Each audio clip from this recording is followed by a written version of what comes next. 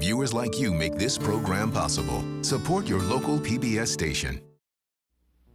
The French Chef is made possible by a grant from Safeway stores. We're going to perform some cooking magic today. We're going to turn this perfectly ordinary can of red salmon into this magnificent pâté de saumon en croûte. See the case for salmon today on the French Chef.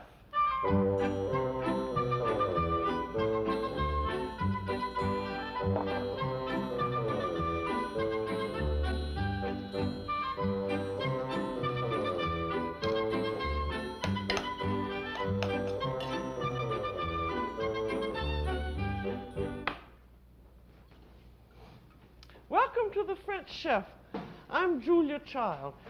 The case in point today is pastry. This decorated pastry pie dough case, which is decorated within an inch of its life and all ready for a party. This case happens to be filled with salmon, but it perfectly well could be filled with a meat pâté or chicken livers. And I'm doing, as you can see, my very best to turn you into a pastry buff. Because once you get the knack of making pie dough in your fingertips, you can do all kinds of wonderful things in it, just like this, and turn perfectly ordinary ingredients like a can of salmon into something really magnificent. So I'm going to start out and show you how to make this case. And what it is a pie dough bottom, which is cooked on an angel loaf pan, and then is filled, and then you put a cover on it and decorate it. And so I'm going to roll out the bottom, and we'll bake it, and then fill it, and then decorate the top. Now, we've done so much making of pie dough that it isn't necessary for me to show you the mixing of it. I just want to show you what you can do with it, but I will give you the proportions for a very good French pie dough, and that is 4 cups of regular all-purpose flour, which are blended with 1 3/4 sticks of chilled unsalted butter and 4 tablespoons of shortening. And then you dissolve 2 teaspoons of salt into 3/4 cup of cold water and blend that into your pastry, adding a little more water if necessary so that you have a firm but pliable dough. And then you chill it, and when it's chilled for about an hour or 2 or overnight, it's ready for rolling and forming into your pastry crust. And now this is one of these angel loaf pans. It's about 13 inches long, and I've buttered the bottom of it, and now I'm rolling up the dough, and we'll unroll it on the loaf pan. And I found that for a long time, I used to put the dough inside the pan and then weight it down with paper and beans so it wouldn't rise in cooking. But lately I've been putting it on top of things, and I find it worked out very well. Now I'm cutting this off so we'll have a case about 2 inches long using one of these ravioli wheels.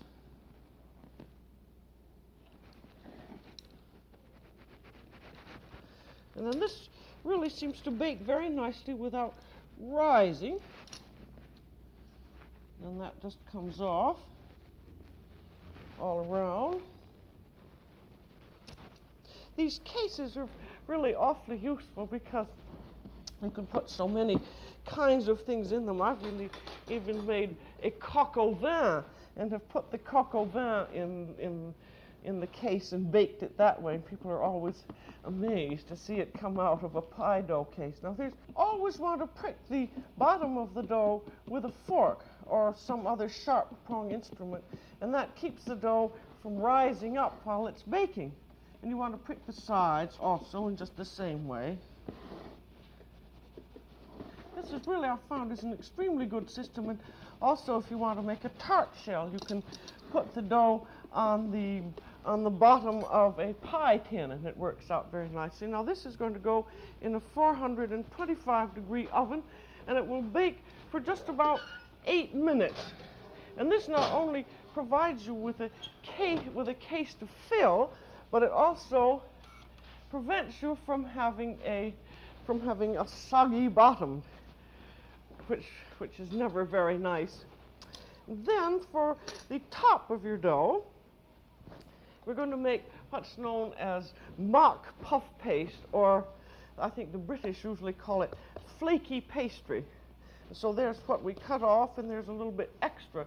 See, with these 4 cups of flour, you have enough for this 13-inch case. Of course, you can make as long a case as you want. It just depends on how big an oven you have. Now, you roll this out roughly into a rectangle, and then take some softened butter and put the butter on the bottom part of your dough, and then fold it up, and then roll it out again and put some more butter on. And then what this does, it gives you a little butter layer, so that when you roll out your pastry for the top case, it then sort of puffs up a little bit like that kind of puff paste, you know, that you make patty shells with. And now it's rolled again in a rectangle. This is a little bit soft. You probably would refrigerate it before you did this, but I want you to see how it worked. And then roll it again into a rectangle and fold it in 3. You can see it's really very hard to work with pastry when it's gotten as soft as this. And that's one thing always to remember when you are doing pastry. Just let it chill in the refrigerator anytime that it gets soft like this, because it's almost impossible to work. And then wrap it in wax paper, and this would probably have to chill for an hour. But you can do your pastry case, a day ahead perfectly well. And then while our pastry case is baking, I'm going to make the filling.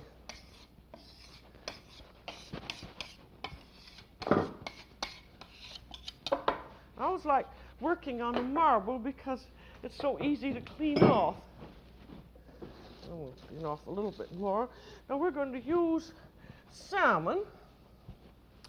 And you could, of course, use fresh salmon, but I'm supposing that you want to do something on a Sunday, and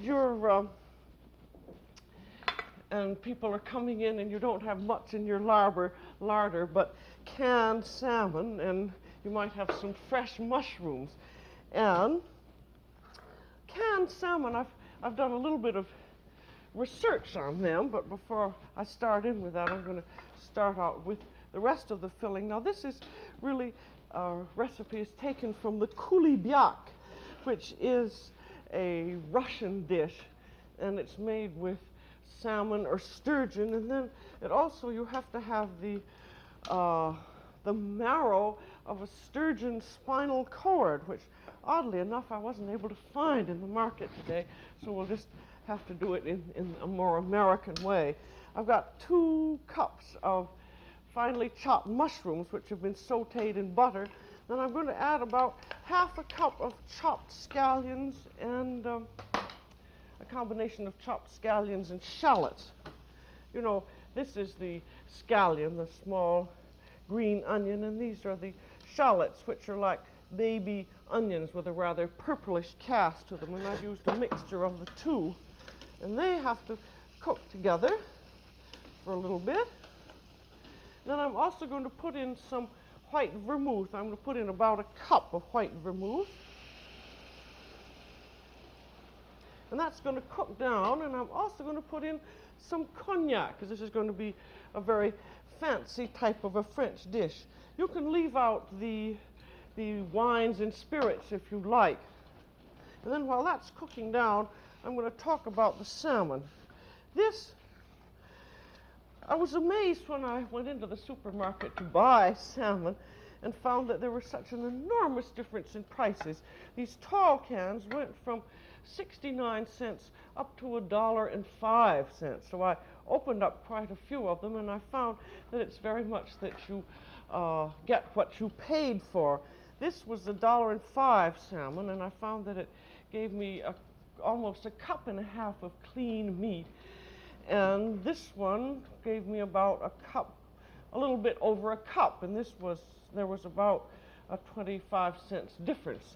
And you also have the small can like this, which is called salmon steak. And presumably the small can comes from sort of the better cuts of the salmon from the center of the fish. And the salmon steak looks like this. But all of them have all this skin on and the bones on, so you have to get rid of the skin and the bones by just peeling it off with a fork. And all of them do, and I think that if you got salmon that didn't have any, you'd probably have to pay $2 or $3 a pound for it, and there's always your central bone there that you'll have to take out. And then when you have your salmon all ready, and your juice is reduced a little bit, whenever you're cooking with wine, you want to be sure that you reduce it down so that you get rid of your alcohol taste. And then put your salmon right in. I'm using about one large can and one small can of salmon for this. This is the kind of recipe that you can sort of make up as you go along, but I'm just giving you some ideas of what makes a nice mixture. If you're using fresh salmon, you'd start out exactly like this, but you let it cook for, 15 or 20 minutes along with your wine and mushrooms. It makes a lovely combination. Then I'm going to put in a little bit of herb. I'm going to put in some oregano. Oregano and marjoram are really the same. I don't know why they have a different name for them. I'm going to put in about a teaspoon there. And you could use tarragon if you preferred. But oregano is a very nice herb, and it goes particularly well with fish. Now while that's cooking, I'm going to make the sauce that goes along with it. And with this one, with your sauce, be sure that you save all the juices from your salmon. And this is going to be a white sauce. And I want about, I should say, 2 cups. So I'm going to use about 2 tablespoons of butter. And then I'm going to use this new granulated all-purpose flour. And I'll use about 2 full tablespoons of that. It isn't going to make too much difference about my careful measurements here. The main thing is to have enough butter and flour, enough butter so that the flour will make a paste with it. And then no matter what they say about granular flour or any other kind of flour, excuse me, there goes my bell for our salmon case. That was 8 minutes, and I'll just see if it's done. Yes. Now that is just to hold its shape. And we'll take a look at it now so you'll see what it's doing.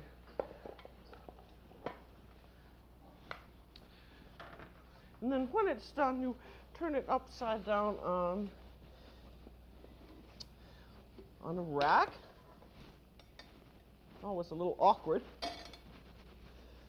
And just lift your loaf pan off.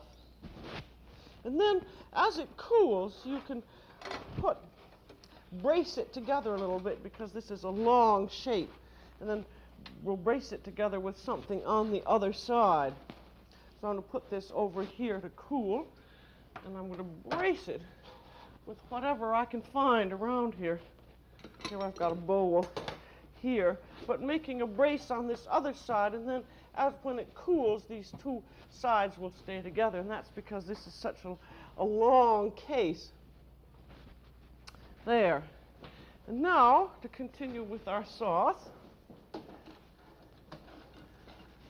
I was saying that with the flour and the butter, no matter what they say in whatever recipe you're using, always cook your butter and your flour together so that you won't have that terrible pasty taste that uncooked flour gives to a sauce. I am always saying this, but I keep running into very nice American recipes in which they do not cook the flour and butter, and if you're going to make a French sauce or any kind of a good sauce, be sure and cook them together. So it's only about 2 minutes, and you cook them, stirring them slowly. You see now it's foaming up, and you want to let that foam for about 2 minutes. And I found that this new granular flour seems to work about in exactly the same way as the regular all-purpose. And one thing, it really makes sauce making quite a bit easier because it doesn't lump up. Then always let it cool off. Now this would be the same whether you're using ordinary flour or granular flour. And then I have some hot milk in here, and the hot milk and the hot roux go together. And I'm just going to put in a little bit of the milk at first, about a half a cup. This is really the way to make sauces. If you don't have to do so much measuring if you have the general idea of sort of about how much sauce you want, and you know the general principles of what you're doing. Now that has come up to the boil, and I'm going to put in a little more milk, and then I've saved the juices from my canned salmon, and those are going to go in too. And then it's to cook until it's fairly thick. So at this point you want to be careful not to put in too much liquid because you want your sauce to be fairly thick. And now, while that's coming up to the boil, I'm going to put in some more flavoring to the salmon. And there goes in about half a cup of fresh parsley. And it should have a little bit of salt I haven't put in yet either. And then there's our sauce, which looks just about right. And so we're now ready to fill our case. I have another case here that I baked, so I'm going to use that. I believe in coming well prepared. And now I'm going to get rid of some of these things so that we'll have enough room.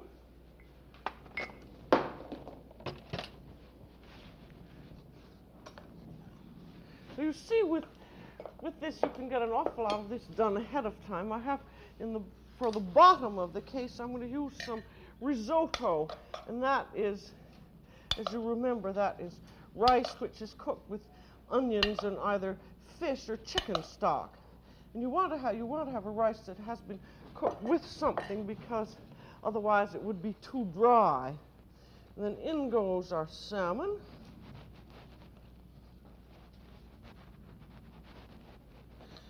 Then a little bit of sauce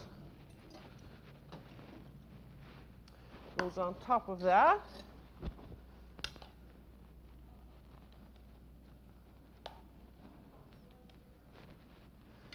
And then some more rice and some more salmon, and you just build it up this way. As you can see, with this kind of a recipe, you can let your imagination do whatever it would like. And it makes it lots of fun. So if you have a fairly well-stocked larder, you can really run up something quite fancy in not very long.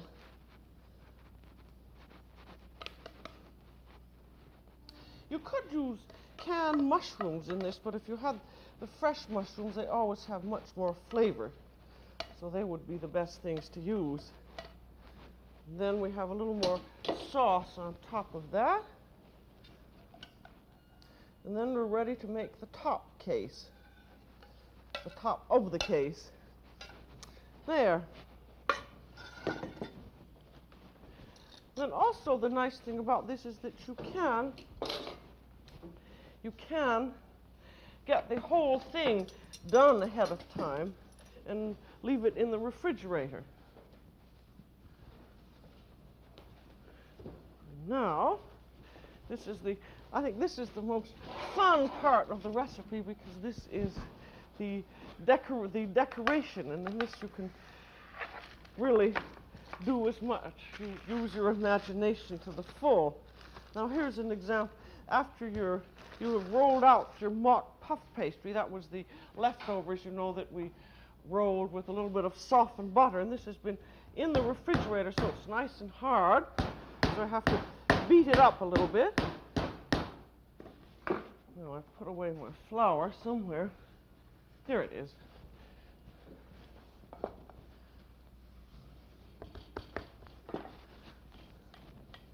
Now this has to be rolled out so that it is as long and a little bit longer, about an inch longer and about an inch wider than our salmon case. So this is going to fit over the top. And you want to be sure that you do have enough so that it will be longer and wider, because it holds the case together in case by any chance that it's a little bit flimsy, and when you're cooking it, because the heat will soften it a little bit, and also the weight of your filling. I had that in quite a bit of a while in the refrigerator, so it's fairly hard. Now, I think that's about longer and wider. Yep, that should be just about right. And now this gets painted with egg so that the pastry will glue itself on to the bottom. You know, egg always acts like glue, luckily, or it would be hard to do pastry recipes if it didn't. And then always fold it up this way before you unfold, and then you don't stretch it out of shape. Then that gets pushed in all around. This was about 1/4 of an inch thick here. And be sure that you push it well in.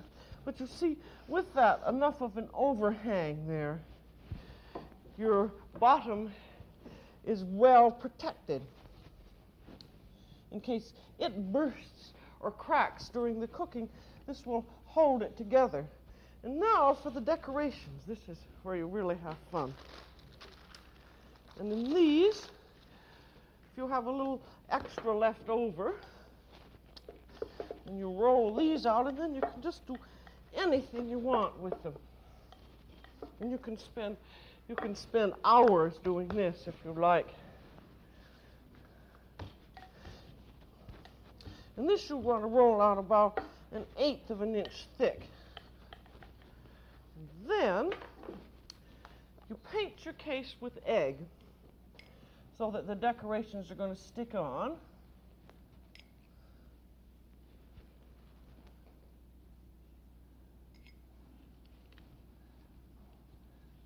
Then, if you have little cutters like these, you can cut your pastry out in various shapes. Now this one is going to be how you make a leaf shape. So now you've got a little knife, and then to make the ribs in the leaves, you see, you press your knife down through the middle and then make little marks like this. And that makes them look as though they were leaves. And then when that's done, you put that on.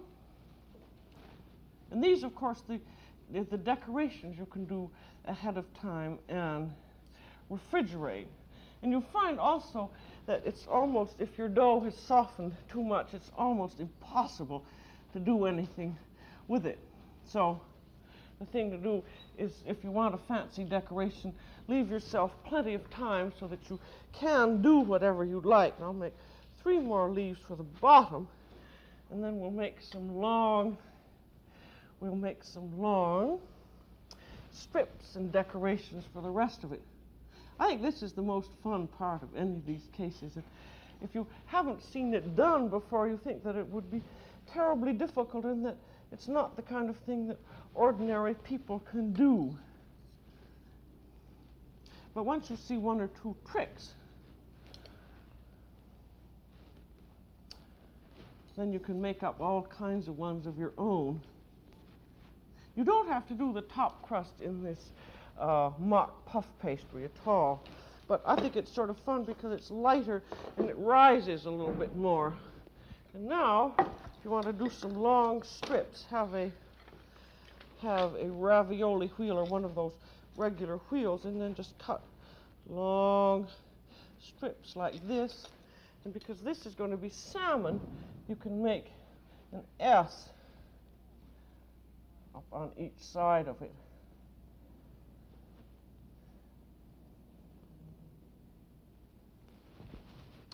I'll make one S on each side of it. I was making S's, I never can remember which way they go. There.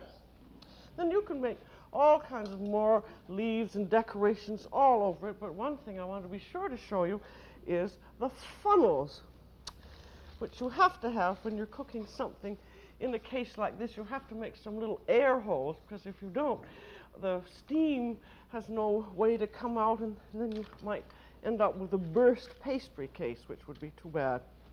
So you take a little knife and make a hole. It seems rather mean to do, but if you don't do it, you'll regret it.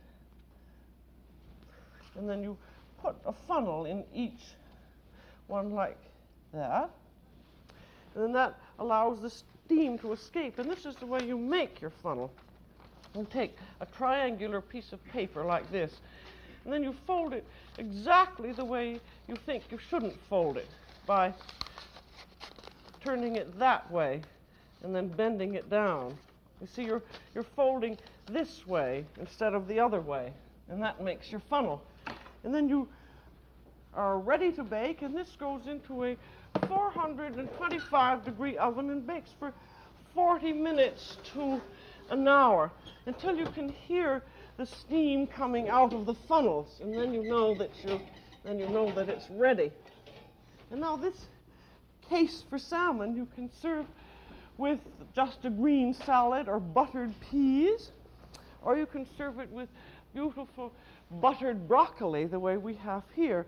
And I'm going to cut it so that you can see how it looks.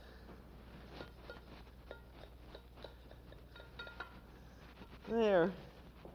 Now you can see there's your rice and your salmon and your mushrooms, and it really makes it an extremely good meal and looks like a really party one. So now you have seen how you can transform a can into a coolibiac, and all you need to know is how to wield that rolling pin. So that's all for today on The French Chef. This is Julia Child. Bon appétit.